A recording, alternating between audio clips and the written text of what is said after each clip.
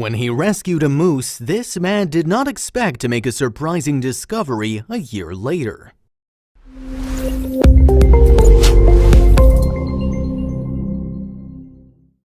Moose are not the best pets to keep because they are big in size and also quite aggressive sometimes.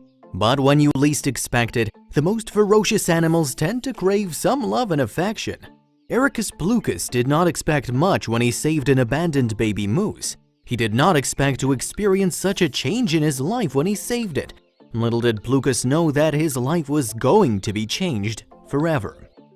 Erikas Plucas was not someone that lived an extravagant life, nor was he someone that lived over the top. He was someone who was just living a simple life on a farm.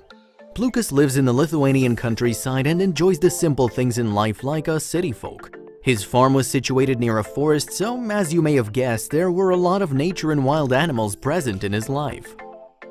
Plucas was not looking for the superficial things in life. He was not about the materialistic that this world has to offer.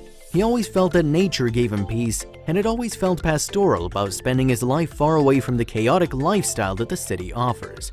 He was just going about his simple life when, one day, an unexpected thing happened to him.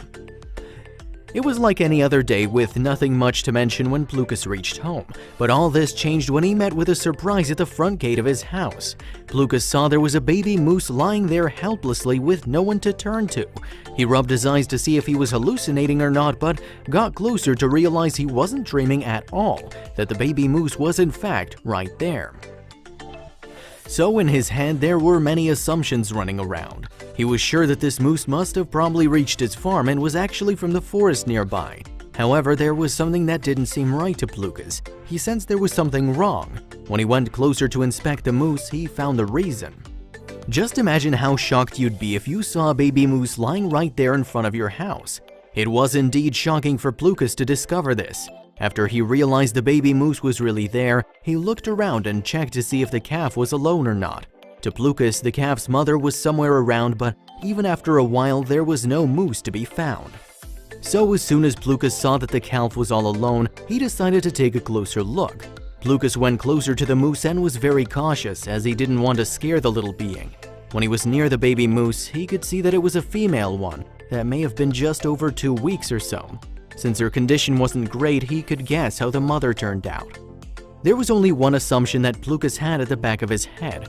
He believed that this female moose's mother was definitely killed by hunters. Since the attack left the baby moose in such a shock, he was sure the calf was in search of safety, so it soon ended up on the property of the farm to get away from the merciless hunters.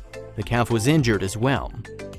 The first sight of her was heartbreaking, Plucas explained to the interviewers when he was first asked about the initial moment of meeting the calf. Since it had gone through such a traumatic experience, the calf was very frightened and in a very bad shape. So Plucas knew in his heart that in order to save the calf from other predators, he had to step in and help her. She was starved, dirty, sad, and her fur was infested with flies. Plucas further explained as he spoke about how badly the baby moose was when he discovered her in his front gate. He said the baby calf was hurt physically, and it was also mentally shaken because of the hunters. Plucas said that she was trembling with fear when he approached her too. The calf was in such a bad state that she couldn't even stand up and walk on her own. This made Plucas all the more eager to act right away and try to better her condition. So what did he do? Plucas picked up the calf in his arms and placed her inside the house. He was confused as to what he would do next.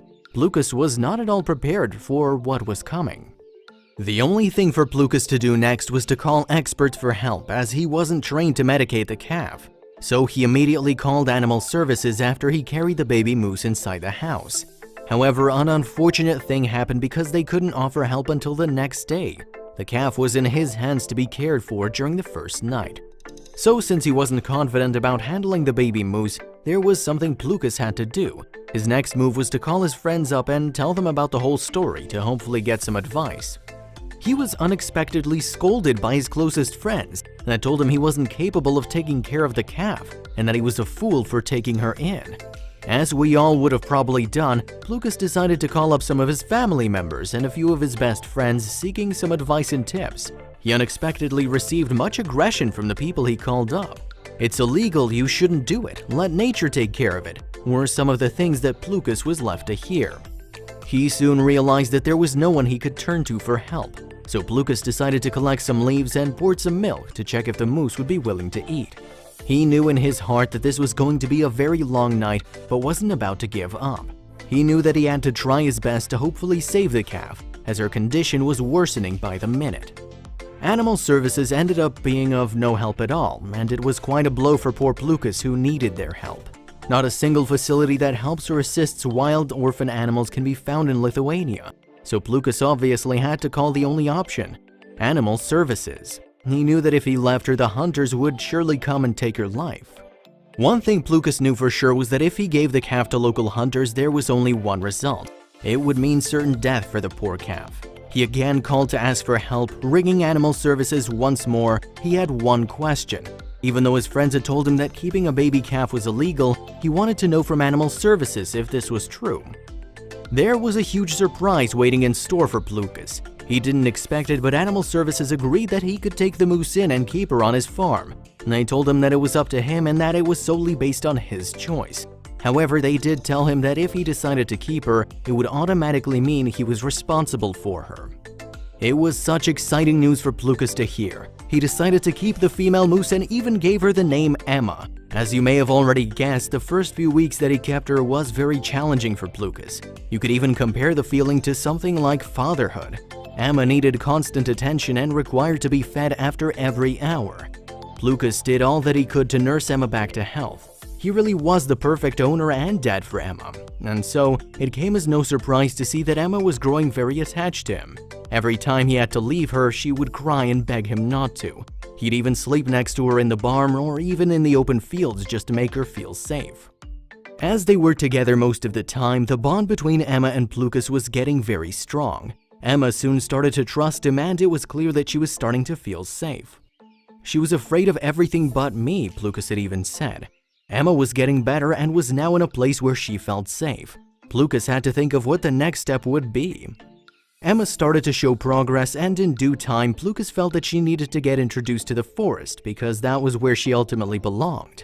Emma was initially very scared of the forest and was apprehensive about entering, but Plucas assisted her and even helped her find food. He wanted her to get closer to nature and get connected to it. Emma grew bigger and became more comfortable in the forest. She'd often roam about for hours unattended in the forest nearby. This would then leave Plucas to get a little tensed, worried if she'd forget her home. "I remember those first nights she didn't come home," Plucas explained. "Oh, I barely slept. But she grew up. I had to get over it. After all, it was my goal from the very beginning." Emma had fully grown up and stayed permanently in the forest, but this did not mean that Plucas was forgotten. She still came to see him every day. She'd come to play and spend some time with Plucas every day, and Plucas would always keep some treats with him to give to Emma. However, there was a huge surprise that Emma was still going to give Plucas. Emma wasn't fond of other humans except him for obvious reasons. "To me, she's gentle and loving. She's very careful when we're playing so she wouldn't hurt me," explains Plucas. Even though she'd grown up to be a mature moose, there was still a huge problem in her way: the local hunters. Plucas has to plan something to keep her safe. Even though seeing Emma roam about in the forest was thrilling, Plucas feared Emma would turn out like her mother. He didn't want to lose her but couldn't keep her with him. Plucas decided to put the hunters on his side and invited them over. "I had some hunters over for them to see her not as just a nice warm steak with potatoes and vegetables, but as a very intelligent and loving animal," Plucas said. Plucas's plan succeeded after the hunters saw his connection with Emma. The hunters ended up promising to not hunt Emma, and some even claimed they'd stop hunting moose altogether. Plucas felt like he achieved something after hearing that some hunters would completely stop. He was over the moon to hear this, and just then, Emma came with a huge surprise. Emma had spent some time in the forest by herself. One day she came to visit Plucas and he discovered she was actually pregnant. It was such good news to see she was fitting in well with the other moose in the wild. In Plucas's words, "I'm her world now and she's mine. Sometimes I wonder, was it me who saved her, or is it the other way around?"